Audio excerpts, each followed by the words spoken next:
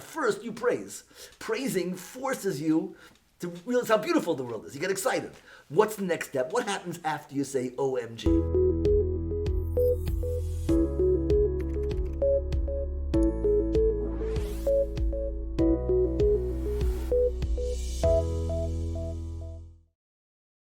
Welcome to the Jewish Q&A's podcast. I'm very thrilled to be here. I'm sitting with Rabbi Yitzchok Feldheim, a very dear rabbi of mine, someone I know for quite a while. We just wrapped up a shiur here. We're sitting in the room where we just wrapped up here in Brooklyn, Yeshiva Or Yitzchak, where we spoke about finding your inner flask. The rabbi spoke about it, and it was really a powerful shiur. I don't want to get into that topic tonight because we'll address why. But if you do want to listen to that shiur, the link will be in the bio. It's on Torah Anytime, as well as all the other shiurim of the rabbi. You can find it right there. But since tonight is Thanksgiving, it's November 25th. I know it's a non-Jewish holiday, but at the end of the day, it does come with a valid lesson that we can take with us for life, and that is gratitude. So, without further ado, I have a couple of questions that I've written down over the years about gratitude, and hopefully the rabbi can address it and bring some clarity on these questions. And you shouldn't feel so bad. Hanukkah is really, we have different ways that different Yomim Tovim are celebrated. Like Purim is Simcho Mishta, feasting and rejoicing. Hanukkah is Lahodos Ulahalal, to give thanks and to praise. Yes. That's the job. So we spoke about Hanukkah. We're still talking about Hanukkah. Yeah, we're still on the topic of Hanukkah with gratitude. So with Thanksgiving and Hanukkah literally side by side with each other. That's the job of Hanukkah. It's a great time to get into this topic, and I couldn't resist seizing the opportunity. Cool. So without further ado, I'm going to get into the first question, and hopefully the rabbi can bring some insight. So the first question is, why does the Torah place such a strong emphasis on gratitude? Okay. So first, let's talk about the strong emphasis, right? The whole name Jew. Where does Jew come from? We're called Jews. Why are we called Jews? Right? We're called Jews after Yehuda, right? Yehuda, Judah. Yehuda. What does Yehuda's name mean? Leah names her children, right? Yaakov marries. He wants to marry Rachel. He works 7 years to marry Rachel, and he gets tricked. He marries Leah, and then he works 7 more years. He works 14 years for Rachel. Meanwhile, he's married to Leah. Leah feels hated. She names her children. Her first kid is called Ruvain. Hashem sees my pain. Shimon. Hashem hears my pain. Levi. Hapam yilove ishi. This time my husband will come to me. My husband will love me. She names her kids after her pain. Her fourth kid, she names Yehuda. The first one that's not named after her pain. Yehuda means, because there were supposed to be 12 tribes, and Yaakov had 4 wives. Right? He has Bilhah, Zilpah, Rachel, and Leah. So each one should have 3 kids. So Yehuda would have is the first kid that's more than her share. So she got more than her share. So that's probably like the first example, like the Torah codified Hodah, appreciation. That, like halachically, that's an interesting thing. Do you have to have more than your share to have appreciation? Is there why couldn't you thank Hashem for? That's something to think about. It's an interesting route. But I don't want to get sidetracked. I just wanted to say, I'm just giving an introduction, is that she names her 4th kid Yehuda. This time I give thanks to Hashem, because she had more than she was entitled to. So the name Jew, most people aren't even aware of this. The name Jew means thanks. That's the definition of who we are. We're Jews. We're thankers. Hoidah. Now the truth is, I don't know if Hoidah really means thanks. Right? I think what was he called? So far, you originally why is it so important? Yeah. So why of all the character traits in the world do we? So you have to define what it is. Is it really thanks? To be thankful? Is that what Hoidah is? Because the word Hoidah. Let's figure it out together. Let's figure it out. Because Hodah has 2 meanings. It means thanks, but it also means like confession, to be moda, right? And it only has 1 meaning. So what's the common denominator between thanks and confession, right? It's like confession. So what's what the common denominator is? Can you figure that out? What's the common? If you had to, say it seems like the only way we can actually come to be grateful to somebody is by confessing that he actually did something good for us to be grateful for. So that's what gratefulness is. It's what's the English word? But it's admitting to your dependence. It's facing a vulnerability. It's realizing that I'm not self-sufficient. So the trait of thankfulness is that's the word, acknowledgement. Acknowledgement is the word that sort of bridges both. I acknowledge what you did for me. I get it. And I acknowledge it means I'm being modeh, I'm confessing. I think that's the right word. Hodah would mean acknowledgement. It's a recognition to that I'm not an island, So why is that so important? That's really what you're asking. So there's a lot of answers. I'm just thinking if they're all the same. They probably all end up in the same place. I'm just stream of consciousness. The first thing is, let me say first, what the purpose of life is to be happy. Hashem is a meitiv. Again, most people don't think of happiness of Hodah like this, but I think if you really you chip away at it, this is where you have to end up. Hashem created the world for us to be happy. He's a meitiv. The whole purpose. I like to always say that. This is the Gan. Hashem created the world. We're Adam and Chava. Hashem wanted us dancing in His Gan. That was the goal. Instead, we're all hiding in the bushes. The story of Gan Eden is the story of humanity. This isn't the Gan. It's an unbelievable Gan. There's everything beautiful in this world. And HaKadosh Baruch Hu created us, me and you, and everybody else, to dance in this Gan. So Hashem's goal was my joy. So what creates joy? And why do people not have joy? So if this is a garden, and I'm torn, half of me wants to dance in the garden, and half of me wants to hide in the bushes. Why? That's not the point of this talk. But if that's the whole point, so the prerequisite to joy is to get it. Is happiness. To me, Hodah is happiness. It's appreciating your life. Let me say it this way. Let me do it this way. This is a cool way to do it. You'll see how my train of thought. Like in davening. Davening's three things, right? That's most people's exposure to Hodah is like Shmona Esrei, Modim. In prayer. Modim, Nodelecha, in benching, and Modim, right? Every davening ends off in all the blessings of thanks, right? So why? Because davening is three things.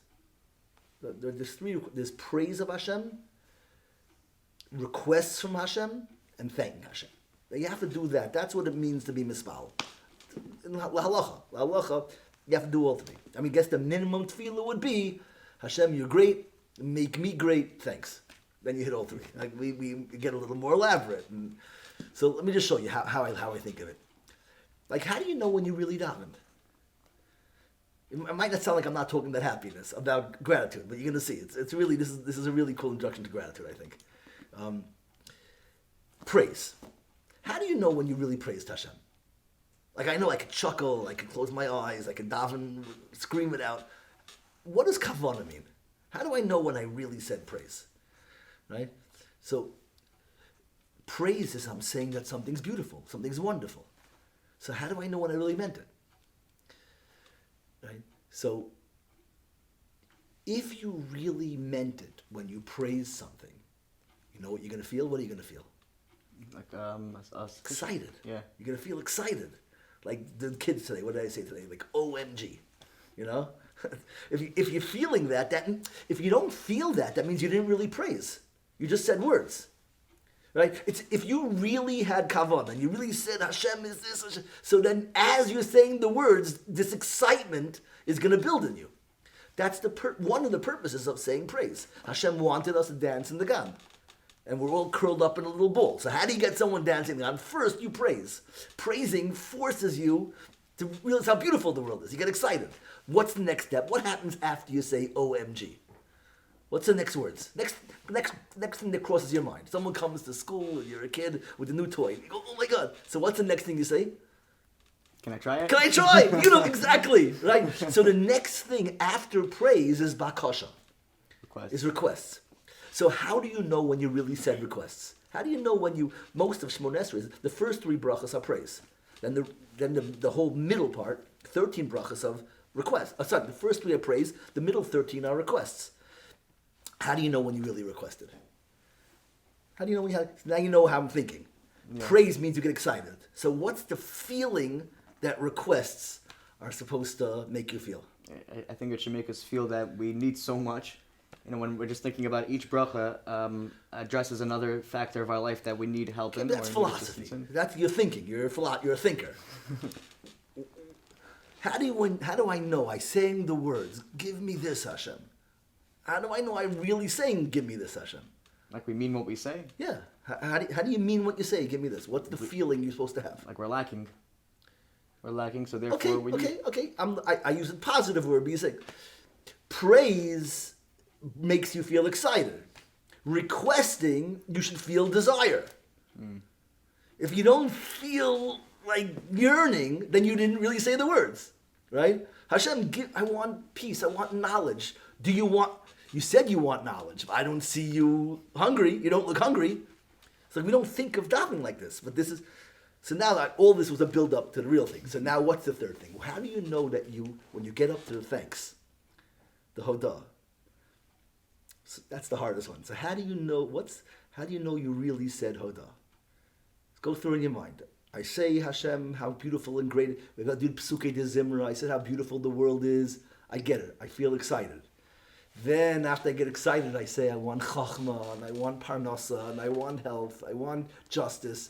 All these things I'm supposed to feel stirrings in me of longing. Like I tell people, like you know how you know when you have kavanah? By requests and by shevach, praise and bakasha. If you want to run out of shul, like okay, I'm done. I got to go to work. I got to go talk to my kids. I got to go to yeshiva. If you really had kavanah by bakasha, then you want to take my tefillin off and run out of shul. It's like a catch-22, but that's you hear that, right? You hear what I'm saying? Like after he finishes the prayers, he wants to bring the prayer into action by going out back into the real world. So you're a philosopher. I'm talking. That's good. I also like to think. It's not an insult. To me, that's the highest praise. But you're a philosopher. You're thinking. But practically speaking, if you really were hungry, I stirred a desire in you, so I don't want to be in shul, right? I talk about how beautiful Torah is, and learning and understanding Hashem in the world. So then I'm feeling like, okay, can we stop talking about it? I want to open a sefer already. That's what you're supposed to feel, right? You want atochaynin lodom das, you know. Someone goes to a shadchan, and the shadchan is trying to motivate them to get to do a shidduch, you know. So the shadchan was explaining it. When the shadchan did the job and lit the guy's fire, so the guy's going, okay, enough talking about that. Rend me a shidduch. You know, that's how you're supposed to feel. That's how you know. Okay, it's a long tangent. What's the last step? So now what's the feeling you're supposed to feel when you get up to, when you say thanks?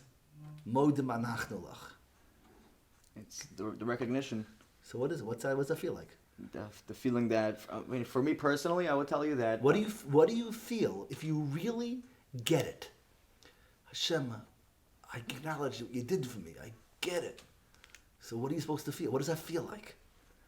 What are you feeling? What is the feeling? Not the thought. No philosophy. I don't want to get into. I can't. I'm biting my own tongue. Everyone always says to me, "I'm like too theoretical." I'm like talking to a mirror. I'm telling you shouldn't be. This is what everyone tells me all the time, that I'm living in ideas. So it's a good role reverse. It's good for my meetings. It's good for my meetings. No, I want to get it. I want to do it together. This is not a share. This is a conversation. We're teammates. Let's do this together. What are you supposed to feel when I'm saying thank you Hashem for everything? What are you supposed to feel? So if I can tell the rabbi, what I personally got myself to start thinking about right before I start modim is, first of all, we get into the praise like we mentioned, then we get into the requests. But then right before I begin to think, I stop for a minute and try to think of at least 3 things that happened to me either that day or that week or that month. Did you read my story? I did not. Oh, everybody You have to look in, Chili Spiro, Rabbi Spiro, he has all those books. Yeah. So I have a story there. Really? My Rebbe.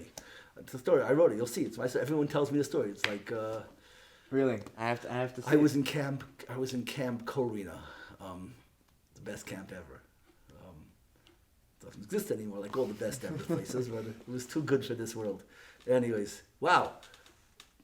That's the shirt. Where's this? Anyone could trust me that this is the God. This is the proof of the God. Where are we right now? Does it say it on the thing?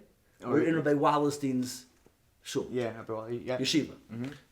The father Wallerstein, Rabbi Rafal Wallerstein, was the head counselor of Camp Corina. Really? That's where I know him from. Like he was my head counselor for all the summers. Wow. Just as mamish, there's a God.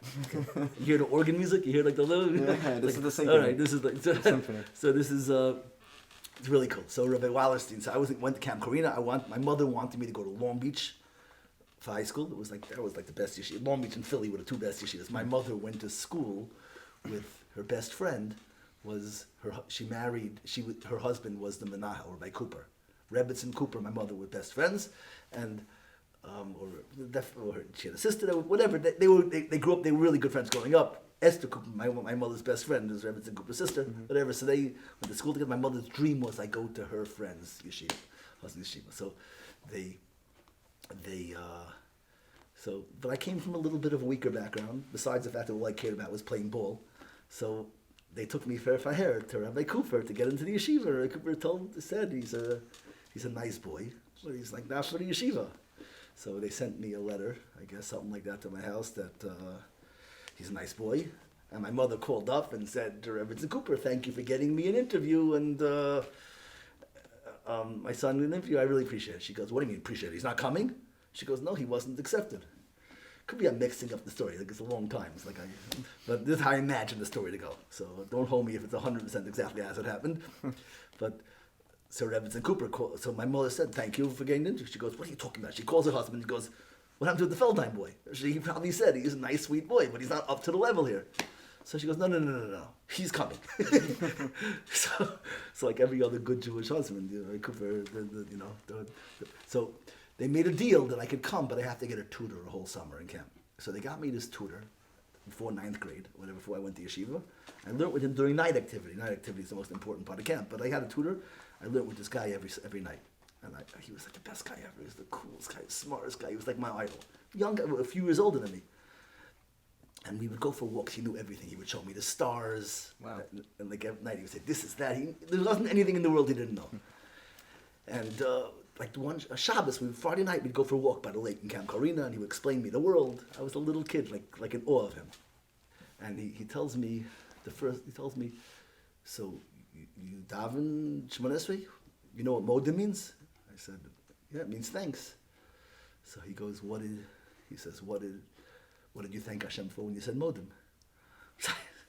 I said, "Just because I know what it means doesn't mean I actually I was probably thinking about, the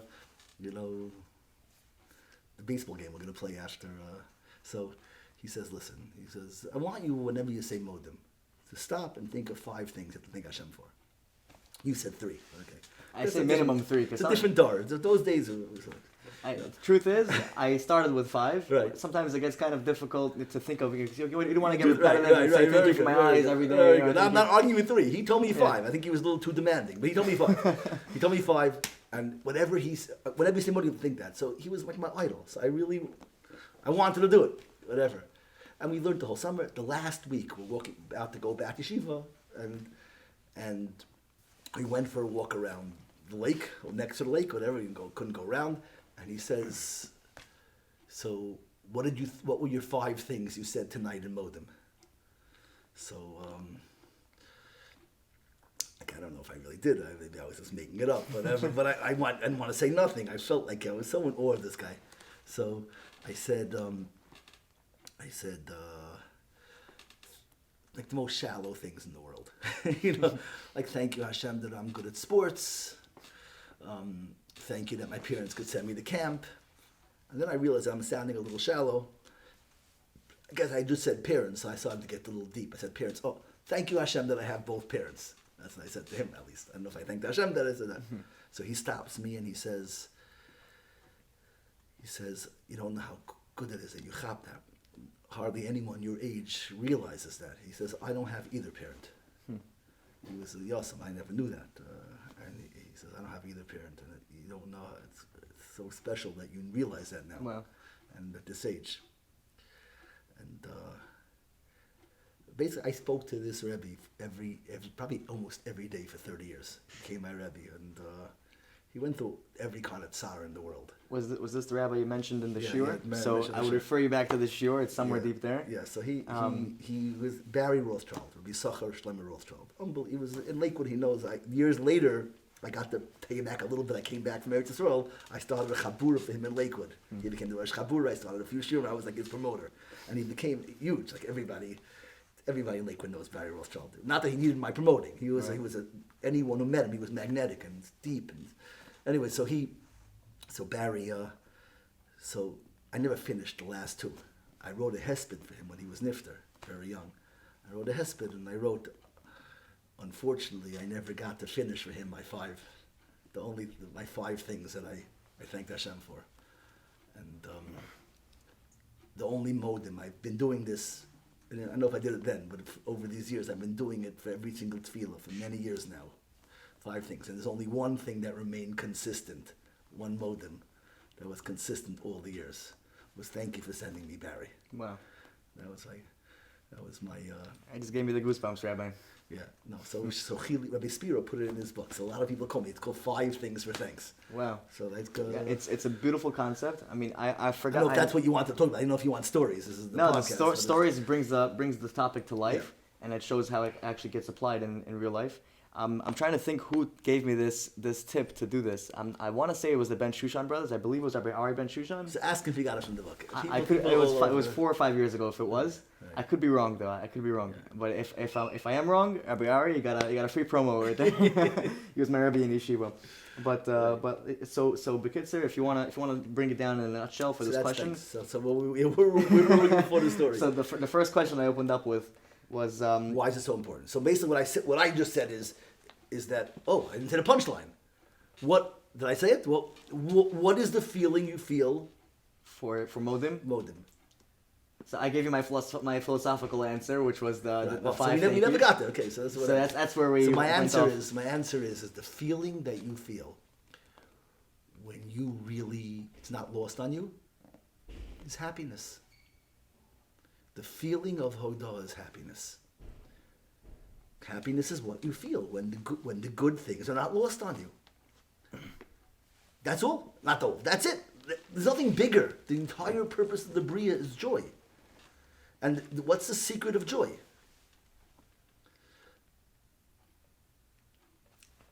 The secret of joy is Hashem's the native, is to get it. It shouldn't be, see it, feel it, acknowledge it. I'll tell you, I had a machlok, I have a rebbe. I'm a Litvish guy from a Yekisha home, but I went through very hard times, and Hashem led me to one person, the rebbe. And also an unbelievable tzaddik. Everybody, he always says, Yitzchak, you're a terrible chassid. I always say, Rebbe, I'll listen, but explain it. I don't have to explain it. I said, no, you have to explain it. I'm sure you make sense, but you got to tell me how it makes sense. So he tells me I'm a terrible chassid. But we always have arguments. I was telling him once I was such a good place. And when you get into a very holy, tahor place, so everything clicks. Every song I heard was exactly what I needed to hear. Every conversation I overheard was talking to me. Every book I opened was like the whole, you know how you get into those places where everything. So he told me, he says, Yitzchak, he says, listen, don't get used to it. It's a chesed from Hashem that Hashem is doing for you. It gives you chizuk. But if you get used to it, then when it doesn't happen, you get spoiled. And so I always argued him. I said, I'm going to argue with you, but I'm sure you understood this. You were just saying that to me to make you feel good. But I think it's just the opposite. I think that everything always is like that. Everything, Hashem designed the whole world. Everything is exactly what you needed. It's just for the first time that I'm mamish in the zone. And my eyes are wide open, my ears, I have no weight on me. Because I'm such a good place that I'm hearing everything. It's not that it's new, the music's always been playing. I wasn't up to that, so I wasn't where I needed to be, so it didn't click. Or my ears weren't open, my eyes weren't open. But now that I'm in this place, So you hear what I'm saying? It's always like this. Everything's perfect. The thing that separates the happy person from the unhappy person is that one person gets it. That one person sees it. If you become a person who has the blinders off and is open and raw, like tender, like what's the word? I want to say the word vulnerable. Vulnerable has like a negative connotation. It sounds like it could be, but it means like sensitive, not protected, no shells on. So, that's a good way to say it. The feeling of not having a shell. So, if that scares you, that means you don't believe that Hashem's a meitiv. A shell is only a good thing. In Yiddishkeit, klipas are bad. Shells are evil. Why? A shell protects you. Well, the question is, what's the world? If the world's a dangerous place, then a shell's a good thing. But if Hashem's a meitiv and the world is good, then a shell is the thing that stops you from feeling the goodness. You don't want calluses if everything feels nice. You know? So, Haidah is the trait of being open, of acknowledging it. I get it. And the result of Haidah is joy. How do you know that you could finish Monesa? You said Modim properly? If you just feel so good. Wow. Then you can go back. Now you're ready to go to work. I think you nailed it. If we end the show right here, it'll be worth it. No. There's so much more. There's so much more to address, but just this point alone that you hammered is I think like the ikar of the entire conversation here is that the entire attitude of gratitude is bringing you ultimately to happiness itself. So I just had the show. Our second episode was the essence of happiness, and we spoke a lot about different questions. We addressed different questions, but one thing we didn't tap into much, which is why I reserved the entire show for this one, was the attitude of gratitude and how that brings the people to the authentic feeling of happiness. Right. So I think if we tap into that we can definitely. So I'm just thinking now, as you're saying this, that gratitude has such a negative. Most people use it negatively. It's sort of like what gratitude's like? Like, don't be too happy. You have to be much more appreciative. It's like a weight. It's like an anchor. It's like, don't be too giddy. It's like sobering. That's how it's seen. That's how I thought of it for years. You connecting with that? Is that... Not really. I mean, I do think that bringing along gratitude... It's like like humility. It's like, calm down. Yeah, we have to have humility in order to acknowledge other people's doing for us. Okay, so I have to redo humility for you also. Humility is one of the most butchered concepts in the world. I just saw, Rabbi, someone just sent me. My kids had the best Rabbi in the world. Rabbi Mandel. He was a Rebbe in Waikiki and Lakewood. He's an older man with a long white beard. Not who you'd picture in the modern world to be a fourth grade Rebbe. But my kids had him, and every kid who goes to Rabbi Mandel's class thinks he's going to be Mashiach. He's Rabbi Mandel's he's just encouragement and joy. So he always was like before it became cool to be into Bitachon, he was like the Bitachon guy. He wrote a thing called Bitachon Weekly, typed on a typewriter. Giving it out everywhere. He was like Bitachon. He wants to light up the world. He's like infectious. So recently, he has a few Talmidim who spread his stuff, and he became like the most humble guy, Rabbi Mendel. He's just total L'Shem Shemayim, but he became like a worldwide phenomenon. I have friends in Silver Spring who's part of a Rabbi Mendel Chabura. They're reading his Bitachon Weekly. You ever see it, Bitachon Weekly? You have to get hold of it. It's always beautiful things. But he's not a radical, but he can say radical things. Like he can say, but out of total purity. And he's the most pure guy. So he wrote some shocking thing. He wrote something like, Anava's destroying the world. Humility destroys the world? He's saying like we telling people, because it's not that humility is destroying the world, it's the way we sell humility today. Yeah. Like you're smiling too much. You're too much of a bounce in your step. You're too confident. We use humility and gratitude as a cudgel to beat people. Somewhere along the line, people started to think of Yiddishkeit as something like, to club people over the head over. It's like we're domesticating you. We're taming you. You're going to be housebroken. Become a little tatala. Yiddishkeit is vibrancy. Yeah. Haidah. So this is a war. Like, people want humility to tame you. Humility is the opposite. should I say explain? It's not the topic, but I'll show it because it's going to be the same. Maybe we'll focus on this point, and I'll talk about humility. But I'm really talking about gratitude. We can open up on gratitude and take the conversation wherever it goes. Okay, humility and gratitude are the same. In this, I call it a war. I'm a little over dramatic. I make everything into a war, but it's more exciting like that. And you feel important to doing it. I'm fighting a war. Okay, this is my dragon. I'm like gonna slay it. So vulnerability. So all these things. Let's say humility and gratitude. So the way a lot of people are exposed to it is humility is saying, don't be so self-assured, don't be so proud, don't be so, calm down, like be vulnerable, be tentative, like a little, like this, not like this, Mm-hmm. And the same thing with gratitude. Don't be so happy and so light on your feet. Acknowledge where it comes from. It can go away tomorrow. It's all a gift from Hashem. It's exactly the opposite. HaKadosh Baruch Hu created the world. He wants you to be vibrant. He wants you to be, he's a native. Let me show you how it works with humility. This is one of the greatest mistakes in the world. People think that, let me say this, why aren't people more successful? Why aren't people more vibrant? Why are people pushing snooze buttons? I think because they're listening too much to society. Society is giving them dictates of what they have to be, and they feel. And what happens when you have dictates? So why aren't they trying to be that? So if why are they trying to be what? Whatever society is saying, nobody believes they should be pushing a snooze button and pulling the cover over their heads. Right. Nobody believes that noise canceling headphones are the way to live forever. Right? No one's saying that. But they're living in that state. So why? Why living in that state? Why are they hiding? I mean, there could be a million reasons why. I call that hiding. I don't use words. I take it for granted everyone knows my words. Hiding. Hashem wants us dancing in the Gan. Why are we curled up in the bushes? Why? So the simple answer goes to the fear. We know how beautiful the Gan is. Nobody argues with how beautiful the Gan is, right? I always say this in every speech I give. Like every girl under 8 years old before Purim wants to be a princess, and every boy something with a gun, a sword, or a cape, a hero. Yeah. Right? Everybody starts on this week's parasha. It's my favorite part. Yosef tells his brothers, I had a dream, and they hate him.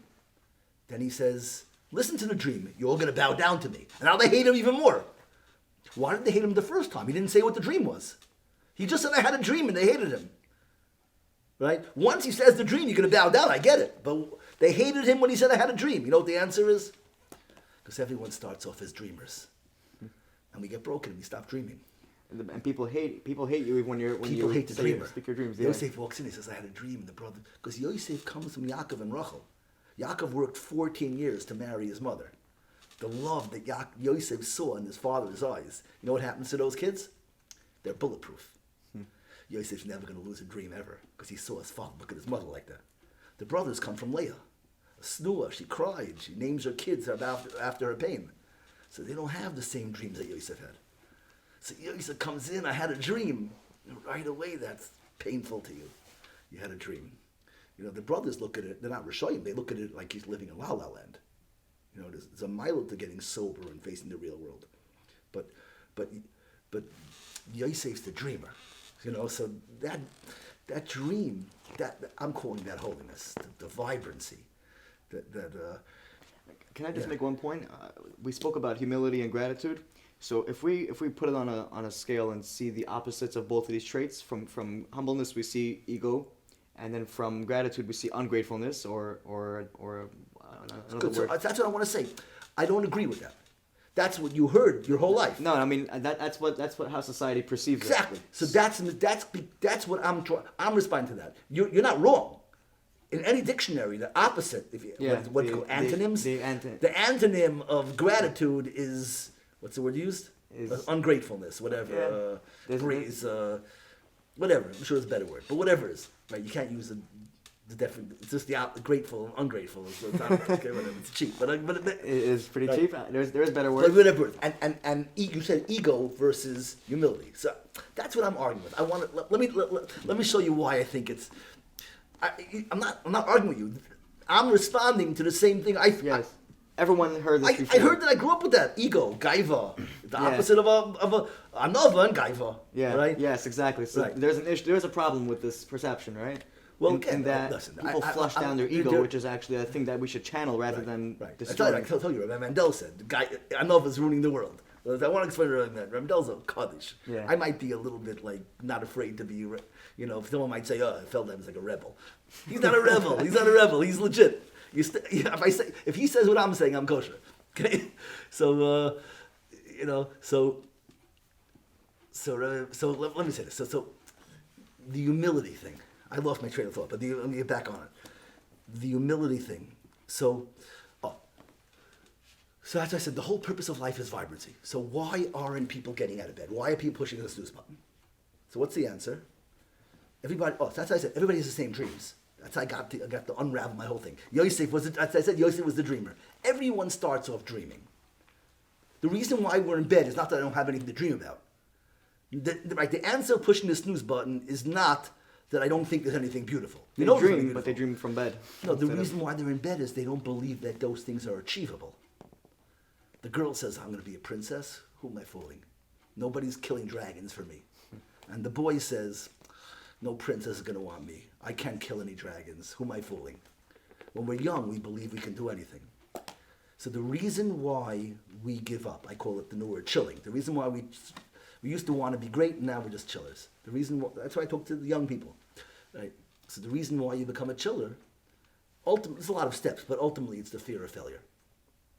Okay, so next step, you masking to that? You hear that? It's the fear of failure, fear of rejection. Okay, good. The five main fears. Those are all fears. So now, where does the fear of failure come from?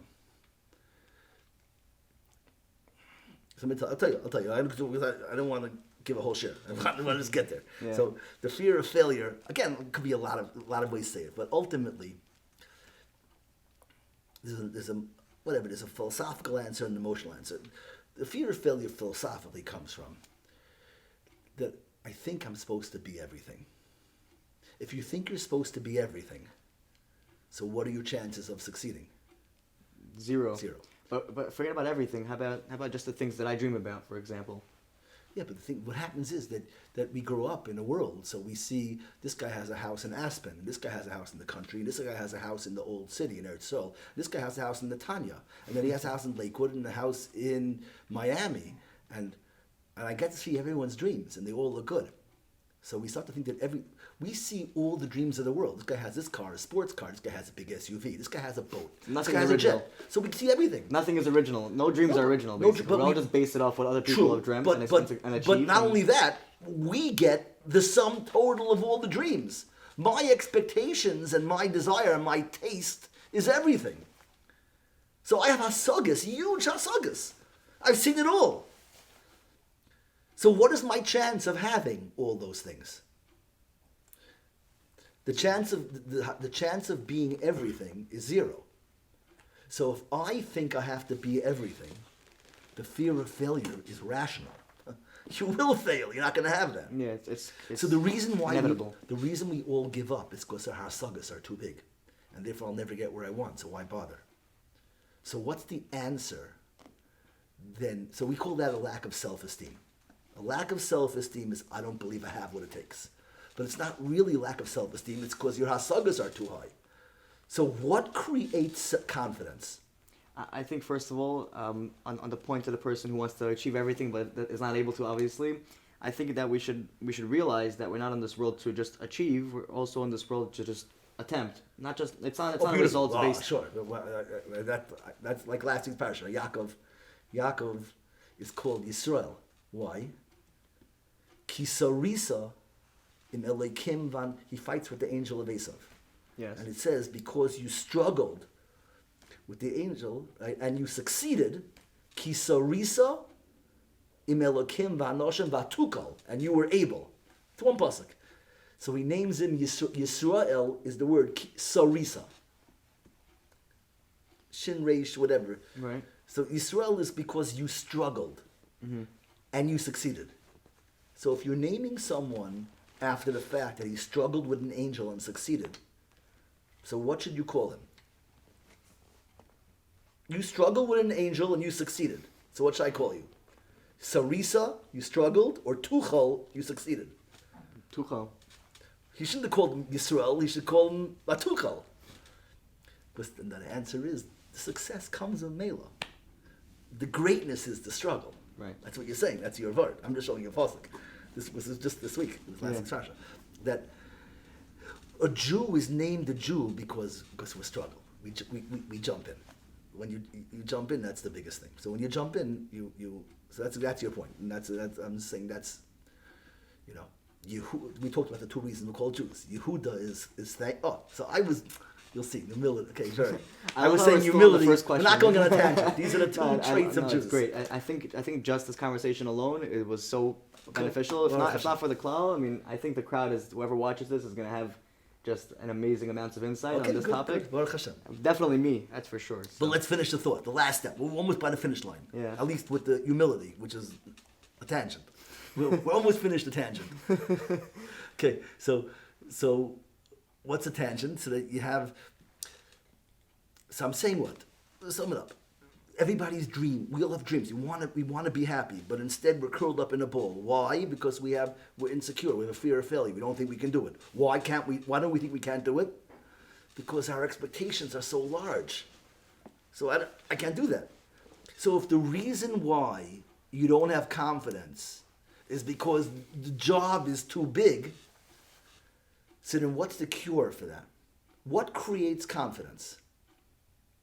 If I think I'm supposed to be everything, if you think here's like the neat formula. If you think you're supposed to be everything, you will never be everything, and that's why you're scared. So what's the cure? So insecurity is because I can't be everything, and I think I should be everything. So what's confidence? What creates confidence? Acknowledgement that I don't have to achieve everything. That I'm not everything. So what's that called in English? Humility. Humility is what creates confidence. Humility is not about being broken. The second I realize I'm not everything, so now, can I be something? Yeah. The fear of failure disappears. Confidence, the purpose of humility, I hope it's not too heavy because it's such an important thing. Am I being too heavy? Let's get it. The purpose, I want to say it neat. I wish if it was a shir, I'd have organized this, but it's like on the cuff. So the reason why we give up is because we think we have to be everything. And I can't be everything. I'm going to fail. So the fear of failure makes sense. What's the answer? Is that you don't have to be everything. That's all those dreams you saw, they're all real, but they're a million people's dreams. You're only one person. One of those is yours. The second you discover you're not everything, you're something. So what happens? Instantly, what do you get? I can do that. The fear of failure disappears. Confidence is the child of humility. Could you imagine such a thing? It's the most ironic thing in the world. Yeah. Humility creates confidence. When I realize that I'm something, not only can I succeed, I will succeed. There's only one way to fail at being your something, and that's not to try. If you try, what will you become? Whatever you were meant to be. You are what you will become when you try. Whatever you don't become when you try was not you. Does that make sense? In a way, but at the same time, like I have aspirations for right now. Let's say I want to, I don't know, whatever it is. I have a lot of business aspirations and especially my nonprofit aspirations, and I want to be at a certain point, but I know I'm not there yet. But does that mean that? But you can be all in. How can you throw yourself all in without a fear of failure? The second that you realize that you're not going to have all the money in the world, you're only going to have the money that was meant for you. Right. The second you accept that you're not everything, but you're not nothing, what are you? I'm something. What about the book in heaven, though? You know, the book, what I mean by that is... There's a book in heaven of what I can make. What I should have been. When I go up to Shemayim, when I go up to heaven good. after we die... What you should have been. But that should have been is only... If you're not that thing, it's only because you were lying in bed and you were hiding. Mm-hmm. The way you become what you should have been is by accepting that you're not everything. It's like too philosophical. I feel like very philosophical. I hope that I want everyone to get it. We invested so much time in this. It's such a neat thought. Is that the secret of humility is this? The secret of success, of confidence, is to be humble. To realize humble doesn't mean I'm nothing. It just means I'm not everything. I'm something. I have a role in the world. Every one of us together makes everything. I have a slice of this pie to work on. Second I accept that, I'm no longer scared. Because that I can nail. I can nail that. I'm all in. And then you will become that. The reason you don't become who you were meant to be is because you thought you had to be more than you were meant to be. So you gave up. The second you accept that I'm meant to be something, not everything, then you don't give up. There's no fear anymore. The whole point of this was just for a separate point. The whole point is that humility is meant to charge you up. Fire comes from humility. The second I realize I'm not everything, I'm liberated. I now have a dream that's real. And that dream can fire me up. The same thing with gratitude. Gratitude isn't the feeling of a heavy weight on you. It's this walking around with this sensitivity, like when a kid's ticklish. Some kids are ticklish. They feel everything. That's how you're supposed to feel, emotionally ticklish. Is that a weird muscle? I don't know. You know what I mean? Like ticklish is bothering. So receptive. It's raw, but raw. All these words they use negative, vulnerable, raw. That's maybe a testament to what's wrong with our culture. Is that it's the words the words that describe available, present, like they all have this negative. Raw means I can get hurt. Sensitive means you're gonna hurt me. Vulnerable means no, that's not how it's supposed to be. And because if you look at it like that, then humility is a heavy. Then gratitude is a weight. Is like taking away your self-assuredness and you're dependent. It's a feeling of it's not what it's meant to be. Gratitude is sensitive. The truth is, words like present or mindful don't have a negative connotation. Right. But they're not deep enough to describe Haidah. Haidah is, it's like a guest comes to your house.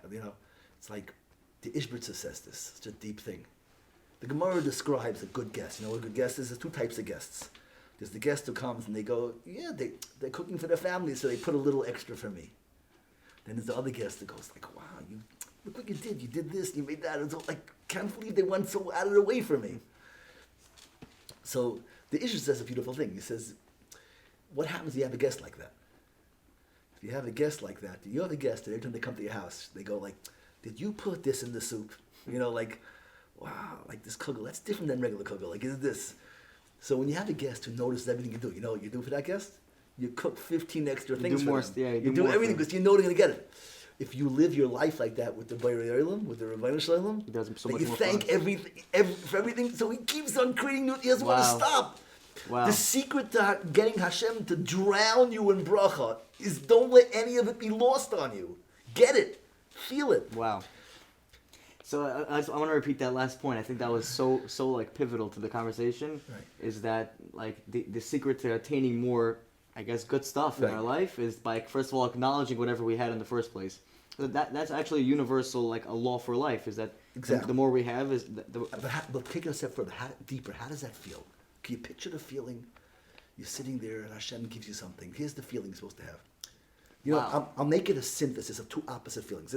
There's the beauty of joy, but the problem is too happy. It says Vayishman Yeshur and Vayiva. We get fat and we kick. We're good. When we're suffering, we're close with Hashem. When everything's going too good, we feel free. So when everything's going good, we feel a little too free. But when we don't miss anything when we're vulnerable, when we're scared. Then we don't miss anything, right? So there's a benefit when you're in pain or suffering. You feel everything. When you're too happy, you get callous. You get apathetic.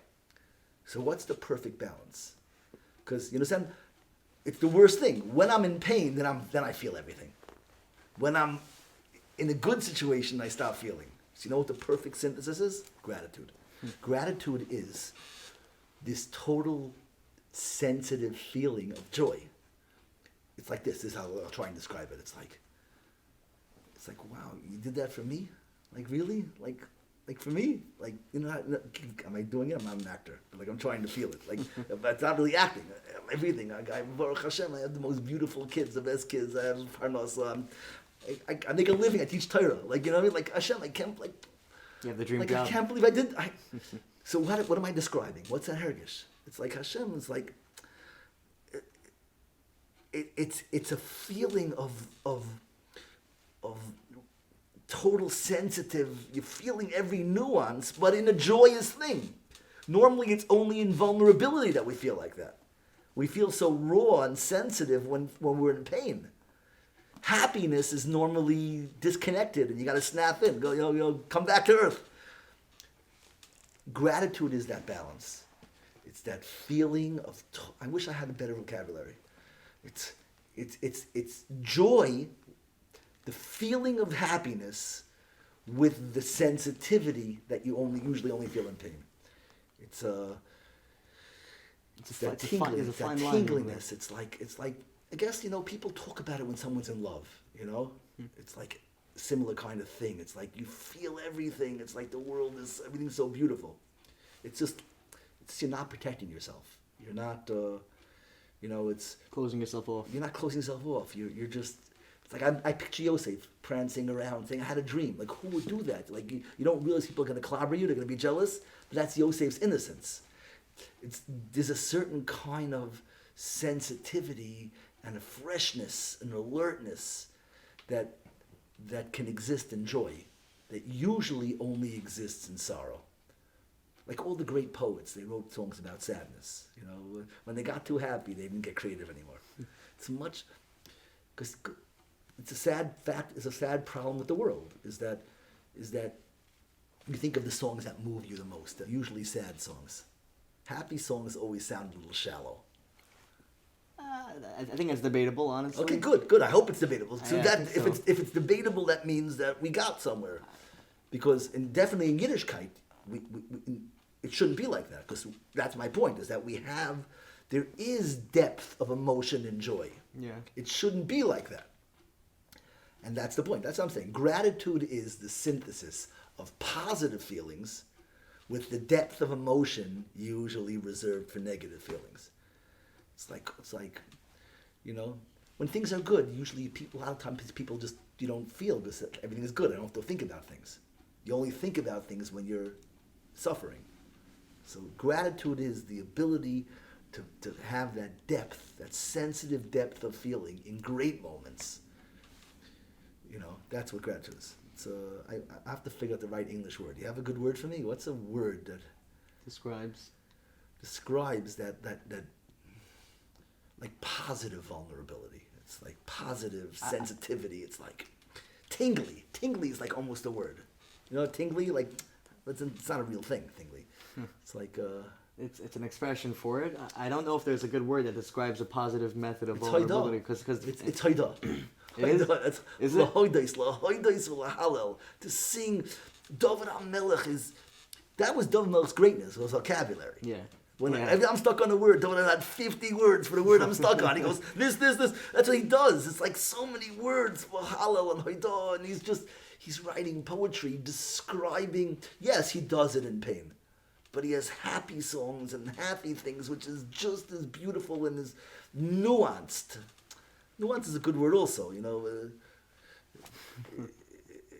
it's this flavors and this sensitivity that, I wish I could do a better job of, like there's a certain depth that people feel when they're mellow, and like a little melancholy. You get all deep. But in Yiddishkeit, the goal is you shouldn't have to be in tsar to feel everything. You should be able to be on top of the mountain and to experience the bracha in all of the shades and nuance and varieties of colors and textures. That's what Haidah is. Haidah is to be a master of joy.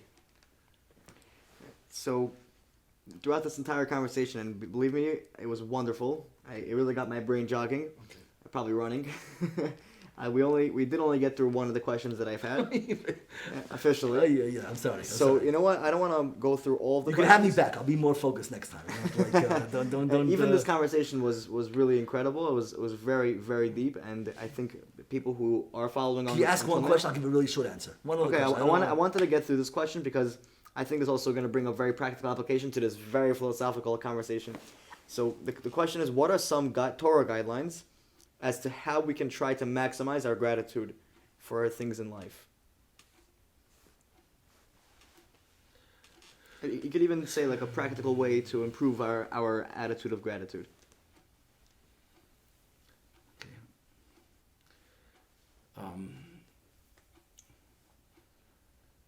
Okay, so again, if you think about gratitude as the old way, like the heaviness of what you owe other people, so then you want to think about what you need people for, and you're drinking milk, you realize someone put it in the bottle, and somebody delivered it, and somebody milked the cow, and you got to think of how many you need everybody. But that's a little. I want to get past that. That's all true. I'm not here to knock that, but I think the reason why you have to go through that process is not what you owe them. It's again for you to realize that you're not everything, right? That you're not everything. That you need everybody.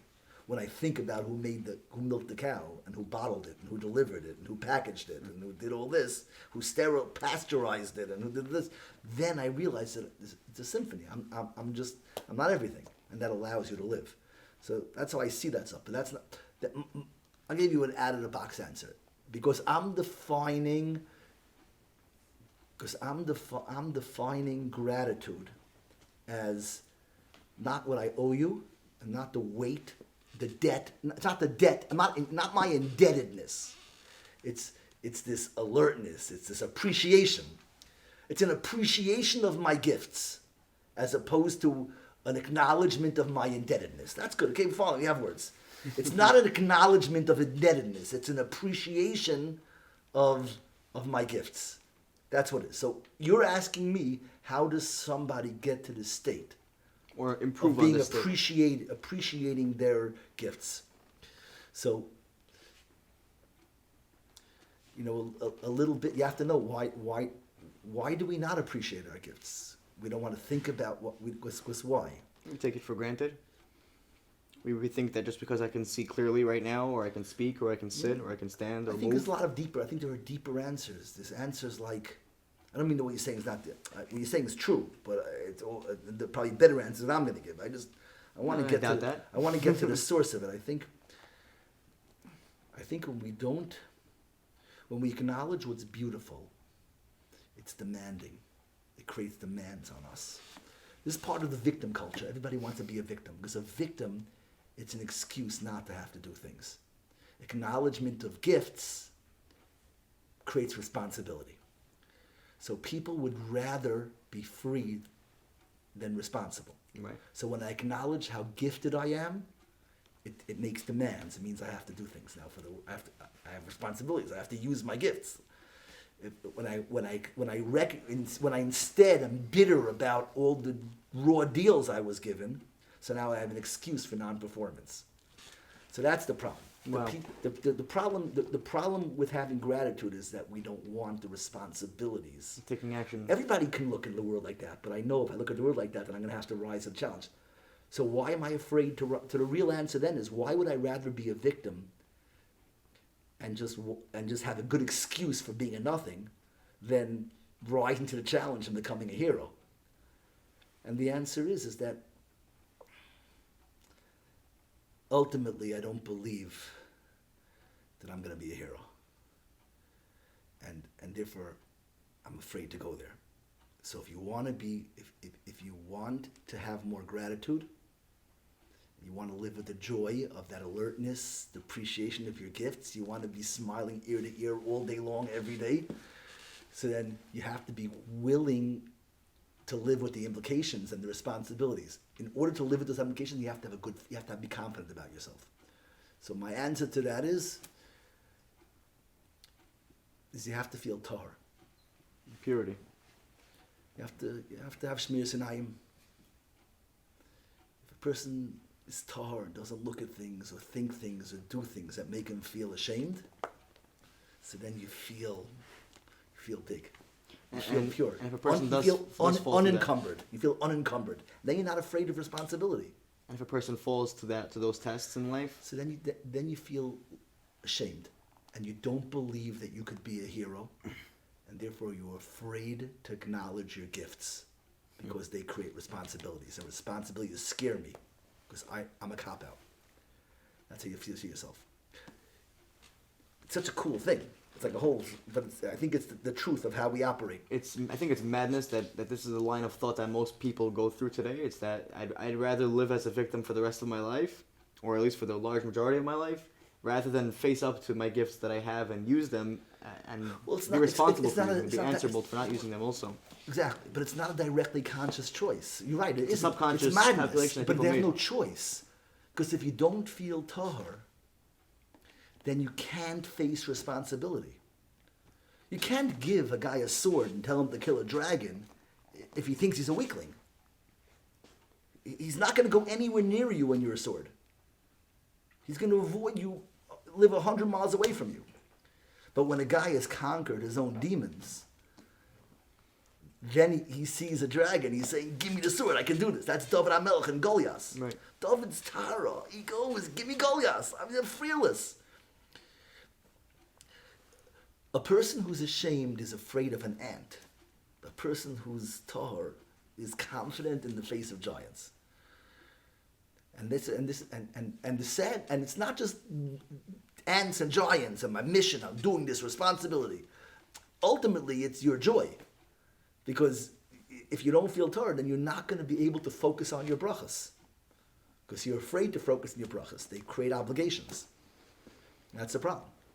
So this is another downside to a person making compromises and living without kedusha. I hear. It's a little heavy. Okay. It's a very heavy Let's topic. do something light. Let's end off with let's do something light. Give me a. Let's do something light then. I have to think about this. I never went through this whole thought process on. I've thought about tahara and its implications for a lot of other things in life. But never this far that it has to do with gratitude. And you can't focus on your brachas if you're ashamed. So cool. Not only do you deal with the shame of your shame, the pain of shame, you can't even think about your brachas. Because we know what brachas mean. Brachas means... I think getting to think about our brachas, our blessings in life, ultimately brings us out of that shame to try again, to get back up. That's cool. Meaning, okay, good. I have to think about it, because then it's like a catch-22. It's like a circle. So if you break through it, it'll... No, Shavi Yipol Tzadik V'Kam. This is part of the process. I mean, how does a tzaddik end up falling down and getting back up? But how do you do that? How do you... It's like a kid who's sick and doesn't... A lot of kids don't like to eat pills, can't swallow a pill. So you can't swallow a pill. I know it'll cure you, but you can't swallow it. The pill of gratitude, if you can't swallow it, it's not going to cure you. It's going to catch-22. If I feel shame, then I can't face my gifts. But my gifts are what will cure me. So you need a different cure in the beginning. To jumpstart you need a different cure. Mm-hmm. And then, once you feel tahor, then you can give your gifts, and that will self-perpetuate. Right. That will allow you not to get into the hole again. But the first time, you got to be carried. You need to be carried. Or you need to have a lot of tzara. You have to have something that pushes you to the commitment of Tara. I mean, I don't know. There's a lot of... I shouldn't say that. You don't have to have tzara. But I don't know if people are going to be brave enough to face their brachas before they feel like a certain holiness.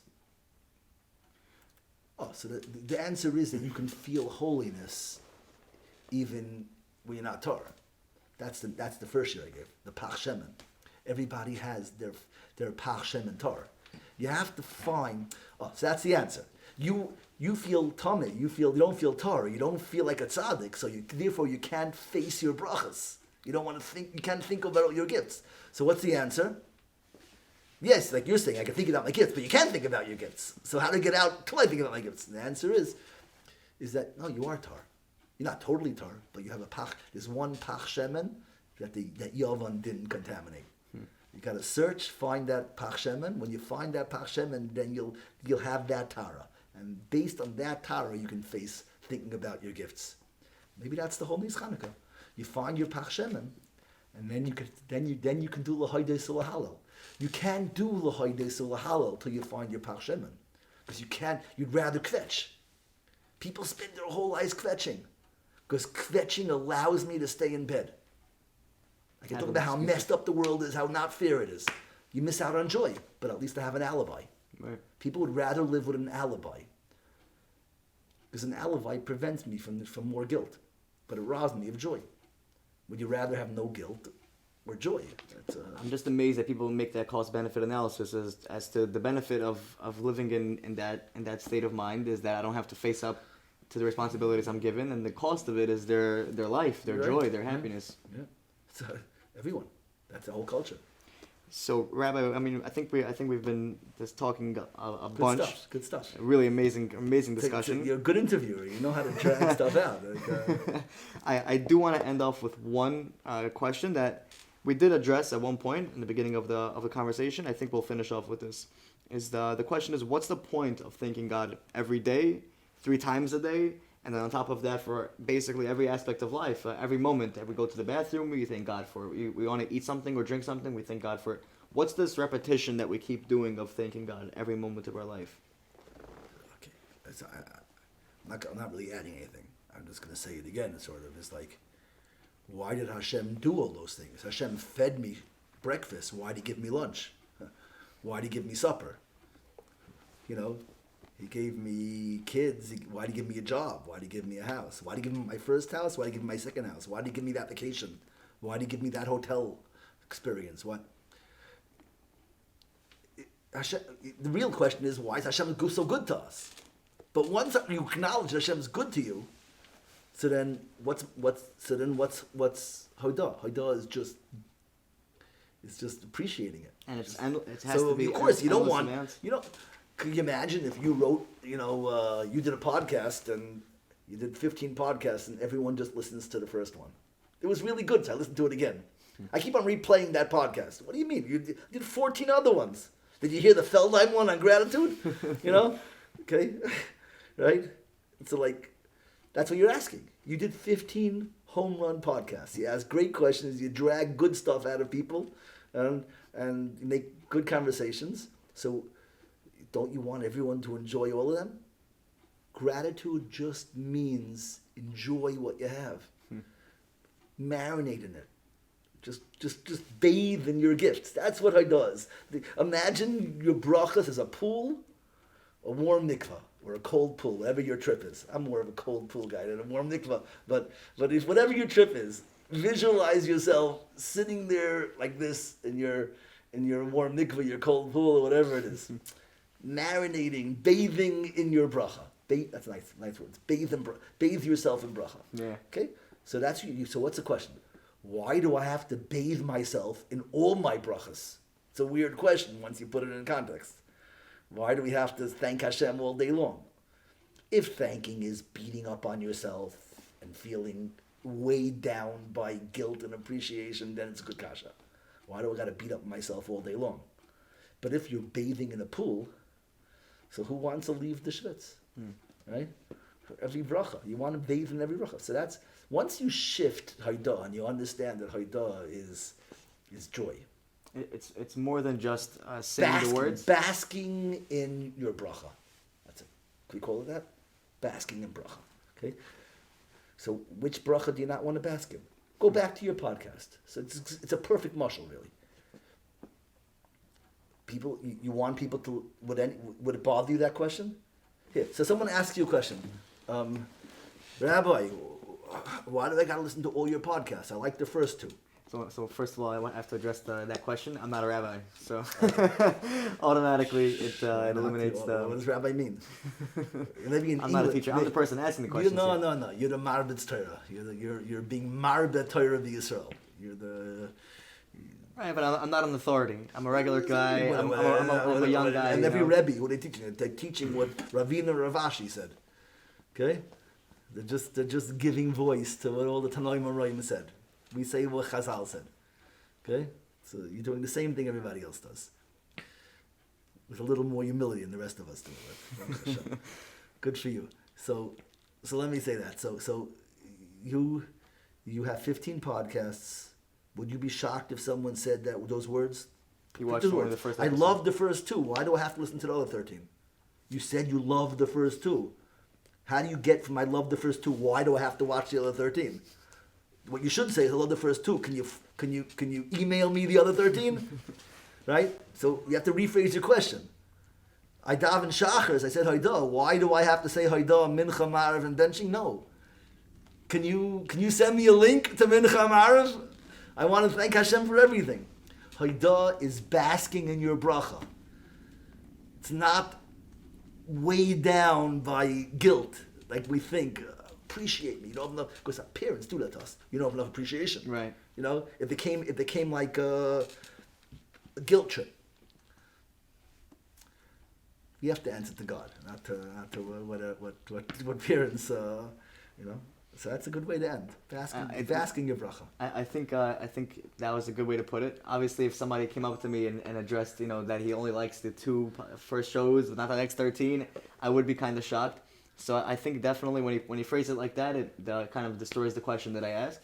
So for that, I think we have the responsibility to acknowledge and thank God for basically everything that we have, literally everything that we have. Listen to all the rest of his 13 shows. So I only have. They get better as they go along. This is only the third one. It's only the third one. We're on our third. Maybe Zeichet to have 13 quickly. Hashem, I hope, And then 13 and 15 and 115. I numbered it 001 to indicate that we want to go to 999, and hopefully we will keep going. Okay. I'm happy to have the mishtatef in this. I appreciate this chos. Likewise. I acknowledge that you. Thank you, Rabbi, also for coming out from Jersey. I real haidah. I look at it as you just gave me an opportunity to teach Torah to people. Is there any bigger simcha in the world? Yeah, and I likewise don't know for me. I don't know what I would do if I couldn't teach Torah to people. It's the only thing that's worth. It's like, you know. Yeah. Well, first of all, so like I would just like to say, thank you so much for being a part of the show. Very good. Thank you everyone for listening. I know we took a little bit more time. I'm not sure. I lost track of the time, but I know we took a little bit more time than standard, and I'm happy we did. We covered a lot of ground. And B'ezrat Hashem, we'll hope to see you again on the show again. Amen. Hatzlacha.